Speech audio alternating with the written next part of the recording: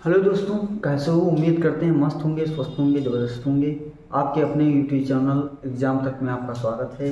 आज अध्याय जीवों में जन्म हम पढ़ेंगे। आपका भाग 3 रहने वाला है ये। तो ये सभी बोर्ड और नीट एग्ज़ाम के लिए जो है हेल्पफुल रहेगा। तो आइए देखते हैं कि आगे के टॉपिक क्या था। तो अलैंगिक जनन की विधियाँ इसमें आपको पढ़नी थी। क्या पढ़नी थी?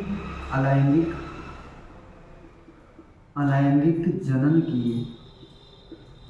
जनन की विधियाँ। ठीक है, अलैंगिक जनन की विधियाँ, मेथड्स ऑफ असेक्सुअल रिप्रोडक्शन। ठीक है, तो अलैंगिक जनन की जो विधियाँ हैं वो आपके सिलेबस में कितने रखी गई हैं? तो 6 आपके सिलेबस में बताई गई हैं। कौन कौन सी हैं देखेंगे। पहला आपका जो आता है वह है विखंडन। क्या है बच्चा? विखंडन है। दूसरा आपका जो आता है वह है मुकुलन। क्या है? मुकुलन। ठीक है, विखंडन मतलब आपका फिजन होता है, फिजन। मुकुलन मतलब आपका बडिंग होगा, बडिंग। तीसरा आपका है बीजाणु जनन। ठीक है, बीजाणु जनन, स्पोरुलेशन। ठीक है, स्पोरुलेशन आपका है। चौथा आपका जो है वो आपका है बीजाणु जनन हो गया। कलिका निर्माण। ठीक है, जेम्यूल फॉर्मेशन।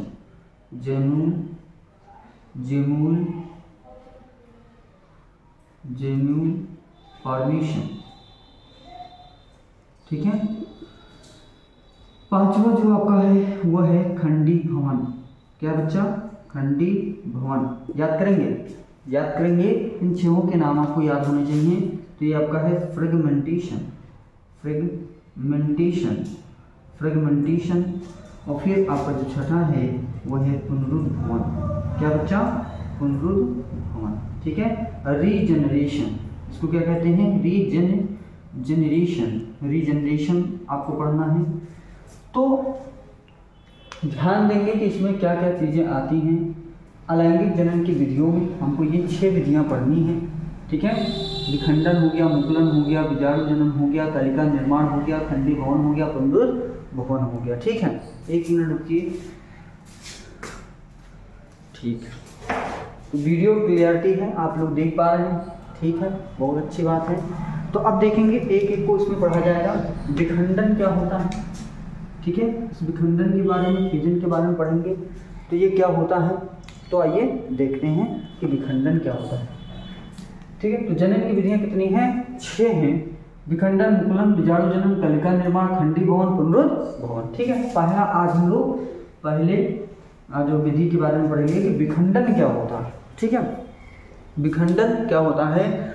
तो अलैंगिक जनन की प्रक्रिया में, जब विखंडन की प्रक्रिया में जनक जीव 2 या 2 से अधिक भागों में क्या हो जाता है? बट जाता है, टूट जाता है, विभाजित हो जाता है और प्रत्येक जीव एक नए संतान का निर्माण करता है। इसी क्रिया को हम क्या कहते हैं? विखंडन कहते हैं। ठीक है, तो इसमें क्या लिख सकते हैं? ठीक है, कि इस प्रक्रिया में जनक जीव 2 या 2 से अधिक भागों में बट जाता है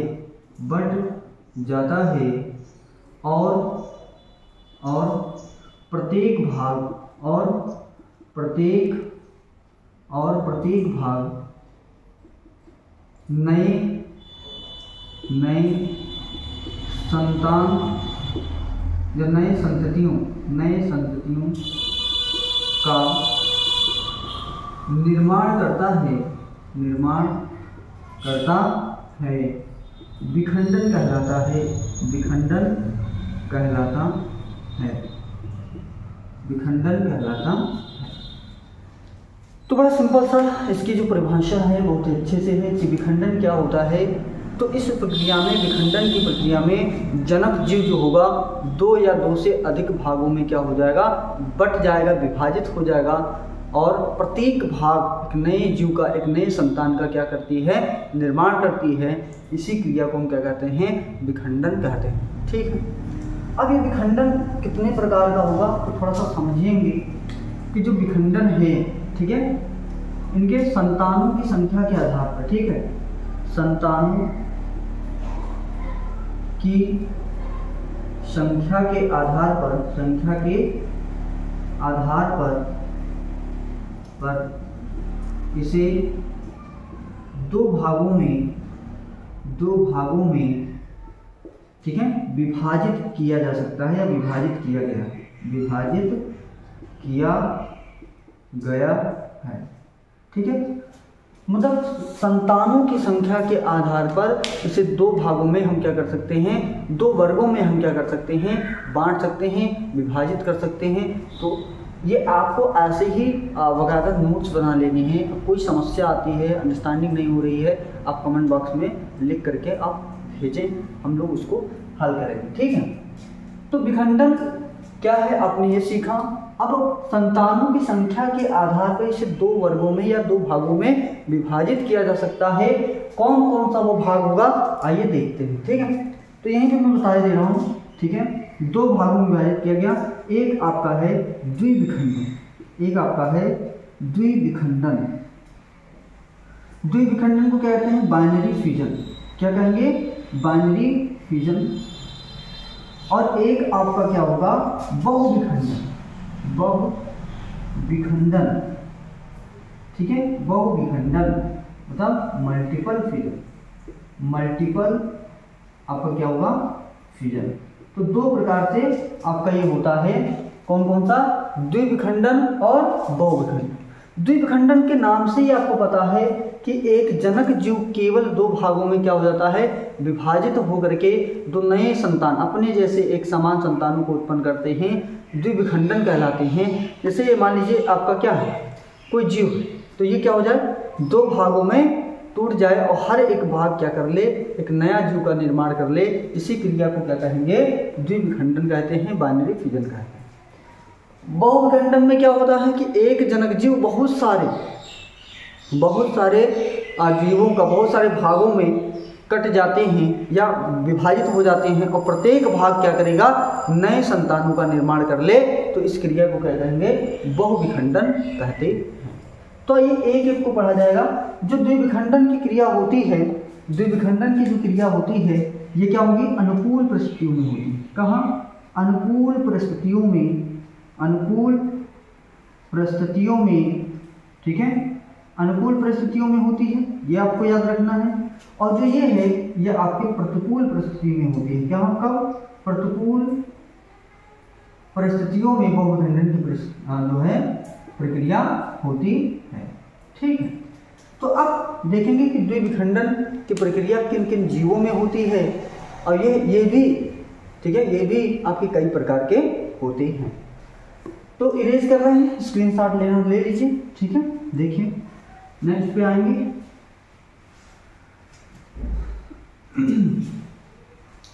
आपका रहेगा क्या, पहला ए, इसको मानो ए, द्विविखंडन। क्या होगा, द्विविखंडन, जिसको हम कहते हैं बाइनरी फ्यूजन। क्या कहेंगे, बाइनरी फ्यूजन। द्विविखंडन में क्या होगा कि एक जनक 2 भागों में विभाजित होकर, ठीक है, 2 नए संतानों को निर्माण करता है। मतलब ये क्या होंगे, द्विविखंडन का नाम, द्वि का मतलब 2, विखंडन मतलब 2 भागों में टूट जाना, मतलब 2 जीव का निर्माण करता है। ठीक है, निर्माण करता है। अब ये किसमें होगा, तो एग्जांपल हम लेते हैं किसका, अमीबा। अमीबा आपको फिगर बनाना है। ठीक है, तो मान लीजिए हमने क्या बनाया, एक क्या है, अमीबा है।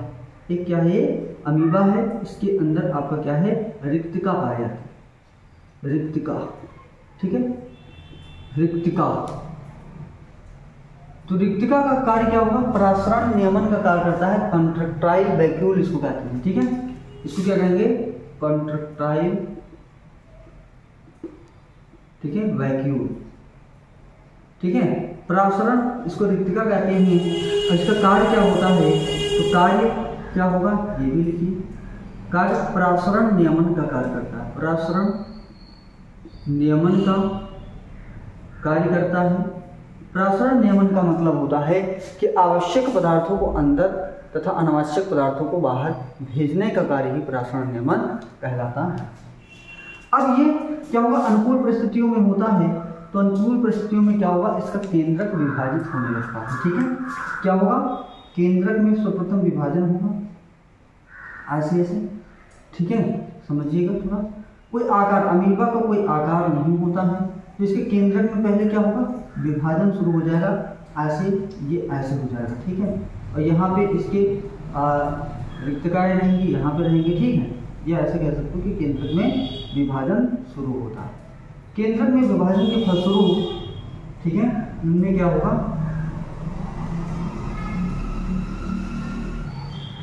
केंद्रक एकदम विभाजित होकर अलग अलग हो जाते हैं। केंद्रक क्या हो जाएंगे, विभाजित होकर, इसका केंद्रक यहाँ पे, इसका केंद्रक यहाँ पे हो जाएगा, और ये आपके कंट्रैक्टाइल वैक्यूल यहाँ पे रहते हैं। केंद्रक विभाजन सर्वप्रथम क्या होगा, सर्वप्रथम केंद्रक का विभाजन होता है, किसमें, अमीबा में। केंद्रक विभाजित होकर के इसके बाद में क्या होगा, इसके कोशिका द्रव्य का भी विभाजन हो जाता है, और ये अलग अलग नए अमीबा का निर्माण कर देते हैं, ठीक है। तो ये आपका एक नया अमीबा बन जाएगा, और यहाँ पे एक नया अमीबा बन जाएगा, ठीक है, एक नया अमीबा बन जाएगा, और इनके कंट्रैक्टाइल वैक्यूल इसमें उपस्थित होते हैं, पाए जाते हैं, ठीक है। तो ये पैरेंट्स है, इसको क्या कहेंगे, ये आपका जो होगा वो आपका पैरेंट सेल, जनक कोशिका हो, इसे क्या कहेंगे, जनक कोशिका, जनक कोशिका। और ये जो बने ये आपके क्या होंगे, डॉटर सेल होंगे, क्या कहेंगे, डॉटर सेल। उत्तरी कोशिका कहते हैं, क्या कहेंगे, उत्तरी कोशिका के नाम से जानते हैं, ठीक है। तो आप देख रहे हो कि द्विविखंडन में क्या होगा, दो जीव का निर्माण होगा, मतलब दो भागों में जनक जीव क्या होगा, दो भागों में विभाजित होकर के नए जीवों का निर्माण करते हैं, ठीक है। तो इसमें क्या होगा, रिक्तकाएं पाई जाती हैं। ये आपका केंद्रक हो गया, न्यूक्लियस हो गया आपका, ये आपका क्या है, केंद्रक हो गया, ठीक है। अब ये जो न्यूक्लियस है इसी का सर्वप्रथम केंद्रक का विभाजन होगा और दो केंद्रक का निर्माण करेगा। इसके बाद में यहाँ पे क्या है, कोशिका, ठीक है, कोशिका द्रव्य, कोशिका का विभाजन होना है, ठीक है, कोशिका द्रव्य का विभाजन प्रारंभ हो जाता है, और इस प्रकार से एक जनक जीव दो भागों में विभाजित होकर के दो नई संतानों का निर्माण करते हैं, ठीक है। तो आपने देखा कि इस प्रक्रिया में जनक जीव एक स्वतंत्र जीव के रूप में तो समाप्त हो जाता है, मतलब पृथक जीव के रूप में इसका अस्तित्व समाप्त हो जाता है। ये नहीं कह सकते कि ये अमीबा अमर है, क्यों, क्योंकि इसी का दो पार्ट बन गया यहाँ पे, ठीक है। तो स्वतंत्र रूप से पृथक जीव के रूप में जनक जीव का शरीर तो समाप्त हो जाता है, लेकिन उससे दो नई संतानों का निर्माण होता है, जो हूबहू किसके समान होंगे, अपने पेरेंट के समान होंगे, अपने जनक के समान होते हैं, ठीक है। अब ये भी क्या है, तीन प्रकार से होगा, ठीक है, ये भी निम्नलिखित तीन प्रकार से होता है। तो पहले द्विविखंडन में आप लिखेंगे कि द्विविखंडन होता क्या है, तो हाइड्रोजन आपने लगा ही लिया होगा, एक फिगर बना लीजिए, उसके बाद में आपको लिखा रहे हैं, लिख लीजिए, ठीक है।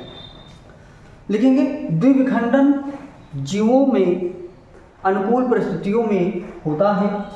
द्विविखंडन की प्रक्रिया क्या होगी, जीवों में अनुकूल परिस्थितियों में होता है।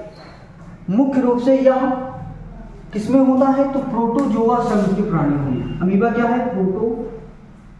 प्रोटोजोआ संघ के ये प्राणी होती हैं। तो प्रोटोजोआ मुख्य रूप से ये प्रोटोजोआ संघ के प्राणियों में होता है। इस प्रकार के विखंडन में जनक जीव का शरीर दो भागों में विभाजित हो जाता है और प्रत्येक भाग एक नए जीव का निर्माण करता है जो अपने जनक के समान होते हैं। इस प्रक्रिया में जनक जीव का अस्तित्व तो समाप्त हो जाता है, किंतु उससे बनी दो संतानें, ठीक है, उनके पीढ़ी को आगे बढ़ाते हैं। या ऐसे लिख सकते हो कि स्वतंत्र जनक जीव का शरीर पृथक जीव के रूप में समाप्त हो जाता है, ठीक है, और जनक जीव से दो नई संतानों का निर्माण होता है, ठीक है। तो ये आपका क्या था, द्विविखंडन के बारे में था। अब हम पढ़ेंगे कि द्विविखंडन भी कितने प्रकार का होता है, ठीक है। तो ये सरल द्विविखंडन होता है, अनुदैर्ध्य द्विविखंडन होता है और एक आपका अनुप्रस्थ द्विविखंडन होता है। द्विविखंडन भी क्या है, तीन प्रकार से होते हैं, ठीक। तो आइए देखेंगे उसमें क्या क्या है सरल द्विविखंडन में।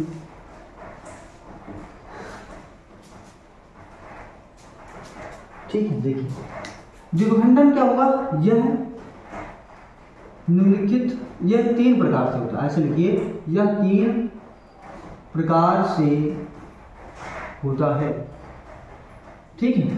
तीनों के नाम आपके क्या है, सरल, इसमें क्या है, सरल द्विविखंडन, ठीक है। फिर आपका होगा अनुदैर्ध्य द्विविखंडन, अनुदैर्ध्य द्विविखंडन। फिर आपका होता है तीसरा अनुप्रस्थ द्विविखंडन, अनुप्रस्थ द्विविखंडन, ठीक है।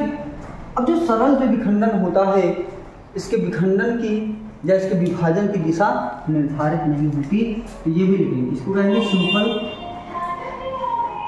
Binary fusion, simple binary fusion. आपका ये होता है सिंपल बाइनरी फ्यूजन। ये आपका क्या होगा, लॉन्गिट्यूडिनल बाइनरी फ्यूजन, और ये होता है transverse binary fusion, binary fusion. याद करेंगे कि आपका जो है द्विविखंडन कितने प्रकार का होता है, तो द्विविखंडन तीन प्रकार से होता है, जिसमें आपका सरल द्विविखंडन, अनुदैर्ध्य द्विविखंडन, अनुप्रस्थ द्विविखंडन, ठीक है। अब जो सरल द्विविखंडन है, इसमें आपका विभाजन की दिशा निर्धारित नहीं होती, ठीक है, कि कहीं से भी विभाजित होकर के और एक जीव से दो जीवों का निर्माण करते हैं। इस प्रकार के विखंडन को सरल द्विविखंडन कहते हैं, ठीक। जैसे अमीबा हो गया, अनियमित शेप का होता है, पहली बात तो अमीबा, ठीक है। अमीबा की बात कर ले, इसमें एग्जाम्पल क्या होगा, अमीबा। तो अमीबा क्या होता है, अनियमित शेप का होता है, इसकी जो आकृति होगी अनियमित आकृति की होती है, इसकी कोई आकृति निर्धारित नहीं होती। अब अमीबा जो है, मान लीजिए, ठीक है, ये अमीबा है, तो ये कहीं से भी, मतलब इनका जो विभाजन की दिशा निर्धारित नहीं होती, ठीक है। विभाजन की दिशा निर्धारित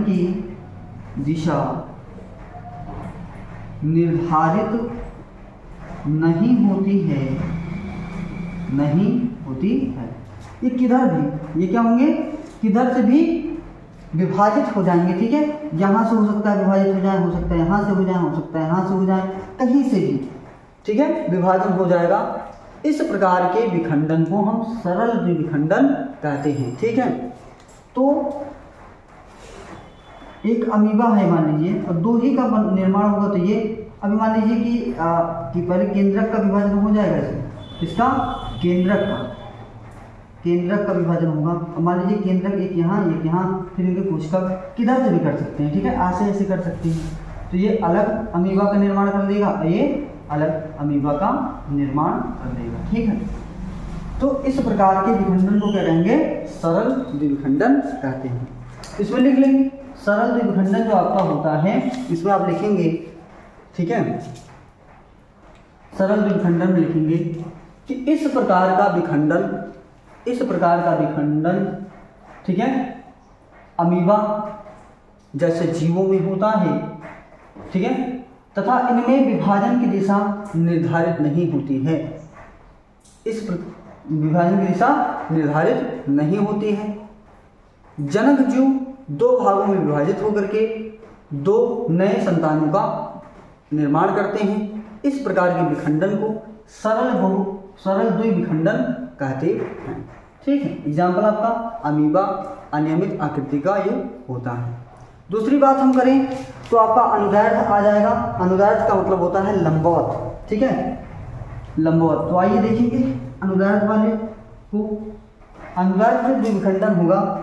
अनुदैर्ध्य या हम इसे क्या कह सकते हैं, लंबवत, लंबवत, ठीक है। लॉन्गिट्यूडिनल मतलब क्या होता है, लंबवत। तो इसका एग्जाम्पल क्या होगा, तो इसका एग्जाम्पल आप याद रखिएगा, यूग्लिना। क्या रखेंगे, यूग्लिना में होता है। किसमें होगा, यूग्लिना में होता है।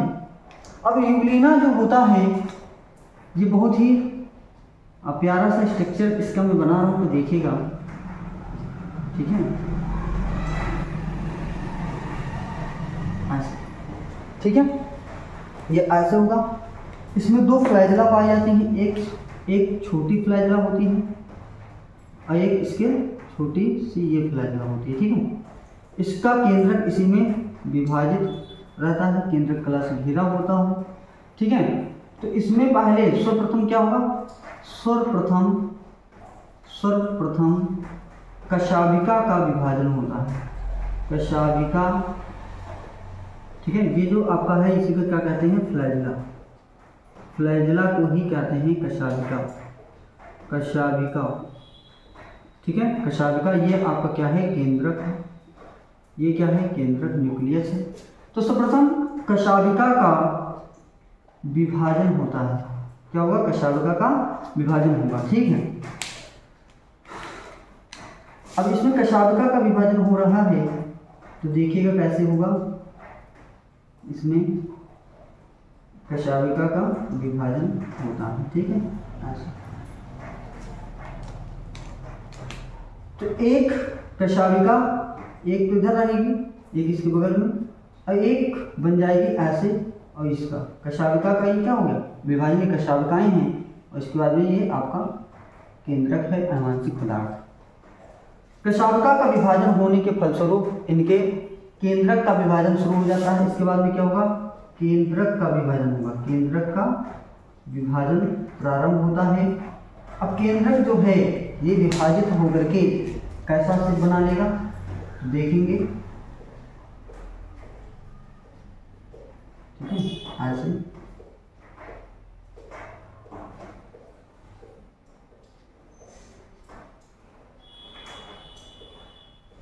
ऐसे ये ऐसे ऐसे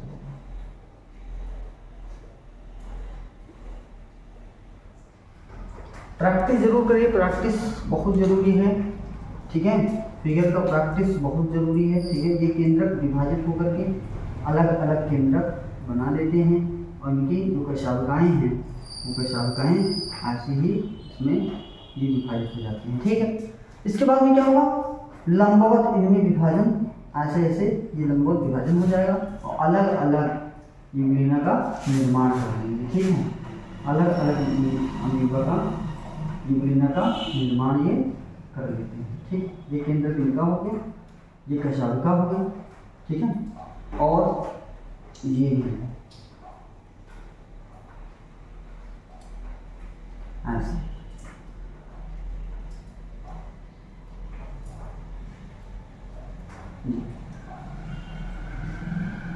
तो इन्हें हम क्या कहेंगे, डाटर सेल कहते हैं।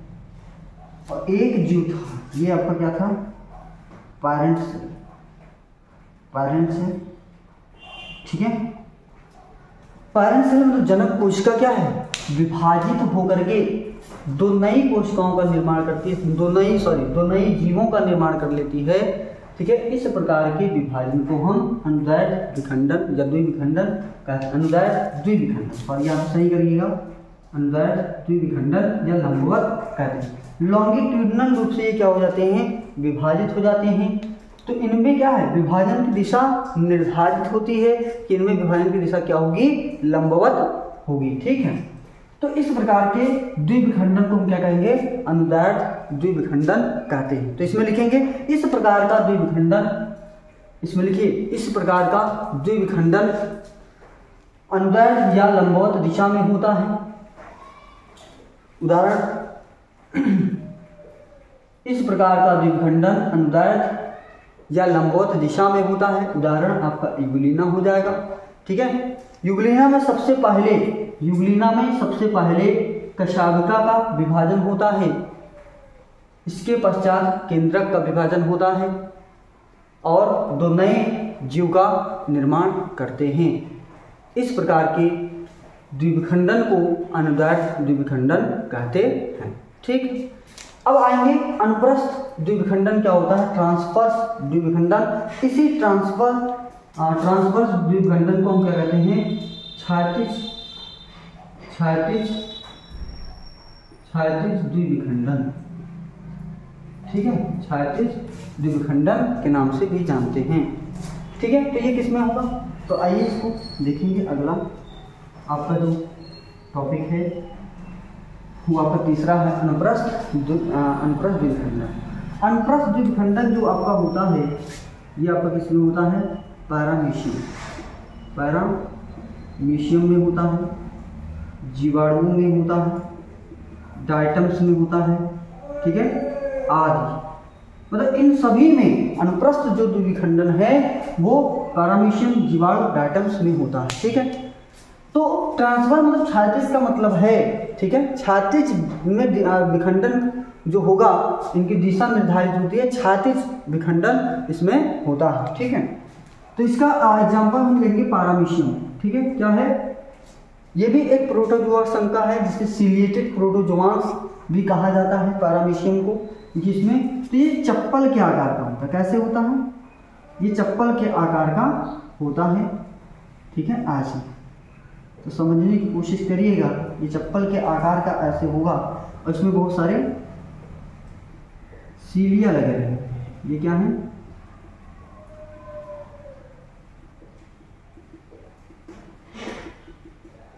यहाँ पे इनमें कॉन्ट्रैक्टाइल वैक्यूल पाया जाएगा। ठीक है, इनमें क्या पाया जाएगा, रिक्तिकाएं पाई जाएंगी जो प्रसरण नियमन का कार्य करेंगी। और एक केंद्रक पाया जाएगा बड़ा सा, एक छोटा सा केंद्रक होगा। ठीक है, तो इसको क्या कहेंगे, ये ऐसे ऐसे होते हैं। ठीक है, जो केंद्रक है छोटा, ये आपका बड़ा केंद्रक होता है। इसको क्या कहते हैं, संकुचनशील रिक्तिका। संकुचनशील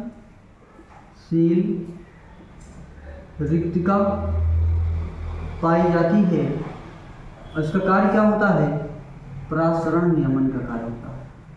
प्रसरण नियमन का कार्य होता है। ये एक होता है बड़ा केंद्रक और एक होता है ये छोटा केंद्रक। ठीक है, तो इसको क्या कहते हैं, माइक्रो न्यूक्लियस। ठीक है, माइक्रो न्यूक्लियस, और ये होता है माइक्रो न्यूक्लियस कहते हैं। ठीक है, अब ये सर्वप्रथम इनमें क्या होगा, देखिए क्या इसमें प्रक्रिया शुरू होती है। तो पहले इनके जो केंद्रक होते हैं ये आकृति में क्या होंगे, बड़े। केंद्रक का विभाजन होता है इसमें, ये कह सकते हो कि केंद्रक विभाजन शुरू होता है सर्वप्रथम इसमें। ठीक है, और ये बनाएंगे। ठीक है, ऐसे इनमें ये क्या होते हैं, सीलिया होती हैं। यही इसको क्या करेगी, पैरामीशियम को गति प्रदान करेगी। क्या करेगी, गति प्रदान करती है। ठीक है, संकुचनशील रिक्तिकाएं पाई जाएंगी इसमें भी संकुचनशील रिक्तिकाएं पाई जाएंगी। ऐसे ही अब ये आकार में क्या हो जाते हैं, बड़े हो जाते हैं, इनके केंद्रक बड़े हो जाएंगे। इसके बाद में क्या हो जाएगा, देखिएगा,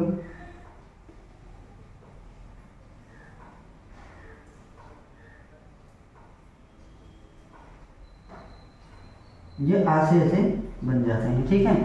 अब ये केंद्रक विभाजित होकर के अलग अलग हो जाएंगे। ये केंद्रक इसमें चला जाएगा, छोटा केंद्रक हो जाएगा, इसमें संकुचनशील रिक्तिका भी पाई जाएगी ये, और इसका केंद्रक इसमें चला आएगा, ठीक है, ऐसे। और ये केंद्रक और इसमें संकुचनशील रिक्तिकाएं पाई जाएंगी, ठीक है। इसके बाद में देखो क्षैतिज रूप से इनमें क्या हो जाएगा, विभाजन हो जाता है और विभाजित हो करके दो नए प्रोटोजोआ का निर्माण करते हैं। दो नए प्रोटोजोआ का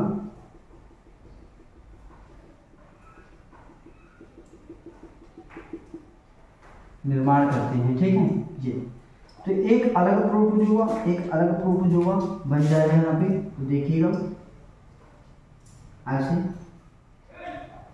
ये संकुचनशील रिक्तिकाएं ऐसे पाई जाएंगी। ये केंद्रक इसका हो गया, एक छोटा केंद्रक, एक बड़ा केंद्रक, यहाँ पे संकुचनशील रिक्तिका पाई जाएगी, और ये इनमें बहुत सारी सीढ़ियाँ पाई जाएंगी, ठीक है। एक ही बन जाएगा, एक ऐसे ही इसमें बन जाएगा, ठीक है। देख लीजिए फिगर, कोशिश है कि फिगर कई बार जब आप बनाएंगे, ठीक है, तब ये ढंग से बनेगा आपका। तो यहाँ पे संकुचनशील रिक्तिका पाई जाएगी, ये केंद्रक छोटा सा बड़ा सा ये आपका हुआ, और ये दो नए पैरामीशियम का निर्माण हो जाएगा, ठीक है। तो ये दो नए हैं, इसको हम क्या कहेंगे, डाटर सेल कहेंगे। क्या कहेंगे, डाटर सेल। और ये आपका क्या होगा, पैरेंट सेल होता है। क्या होगा, पैरेंट सेल, ठीक है। तो द्विविखंडन जो है, द्विविखंडन में जो अनुप्रस्थ द्विविखंडन है, इनके विभाजन की दिशा क्षैतिज होती है, अर्थात ट्रांसवर्स कह सकते हैं, ठीक है। ये किसमें होता है, तो पैरामीशियम, जीवाणु, डायटम्स वगैरह में पाया जाता है। मैंने बताया कि आपका जो पैरामीशियम होता है, इसमें एक संकुचनशील रिक्तिका पाई जाती है जो परासरण नियमन का कार्य करती है। इसमें एक बड़ा केंद्रक पाया जाता है, एक छोटा केंद्रक पाया जाता है, ठीक है। और सर्वप्रथम जब इनके विभाजन की क्रिया शुरू होती है तो केंद्रक का विभाजन होता है, और केंद्रक के विभाजन के फलस्वरूप, ठीक है, क्षैतिज विभाजन की प्रक्रिया होती है, और फिर कोशिकाओं का, कोशिका द्रव्य, कोशिका विभाजित होती है, ठीक है। कोशिका का विभाजन होता है, कोशिका का विभाजन होता है। कोशिका का विभाजन के फलस्वरूप दो नए जीवों का निर्माण होता है, ठीक है। तो इसमें लिखेंगे, लिख लीजिए, इसको क्या है, सीलिएटेड प्रोटोजोआ। ये भी क्या है, प्रोटोजोआ संघ में रखे गए हैं। द्विविखंडन की प्रक्रिया लिखेंगे इसके नीचे, इसमें हाइड डाल करके अनुप्रस्थ द्विविखंडन, ट्रांसवर्स बाइनरी फिजन, और इसमें लिखेंगे कि द्विविखंडन की प्रक्रिया जिसमें विभाजन की दिशा अनुप्रस्थ हो, द्विविखंडन की प्रक्रिया जिसमें विभाजन की दिशा अनुप्रस्थ या क्षैतिज हो, अनुप्रस्थ द्विविखंडन कहलाती है। उदाहरण पैरामीशियम, जीवाणु, डायटम्स आदि, ठीक है। तो वीडियो बहुत लंबी हो जाएगी, इसलिए जो इसका लैंगिक की वीडियो में अभी विखंडन का पहला ही टाइप मैंने बताया है, जिसमें आपको बताया है कि द्विविखंडन किसे कहते हैं, यह कितने प्रकार का होता है। तो आपको बताया द्विविखंडन होता है, बहुविखंडन होता है।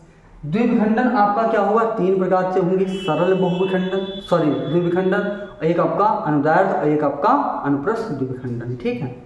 अब आपके नेक्स्ट वीडियो में मैं बताऊंगा कि बहुविखंडन क्या होता है, फिर मुकुलन क्या है, ठीक है, बीजाणु जनन क्या है, कलिका निर्माण क्या है, खंडी भवन क्या है, पुनरुत्थ भवन क्या है, सारी चीज़ें नेक्स्ट वीडियो में प्रोवाइड कराऊंगा। क्योंकि वीडियो बहुत बड़ी हो जाती है तो लोग थोड़ा सा रिएक्ट करने लगते हैं कि सर इतनी बड़ी बड़ी वीडियो ना बनाएं, ठीक है।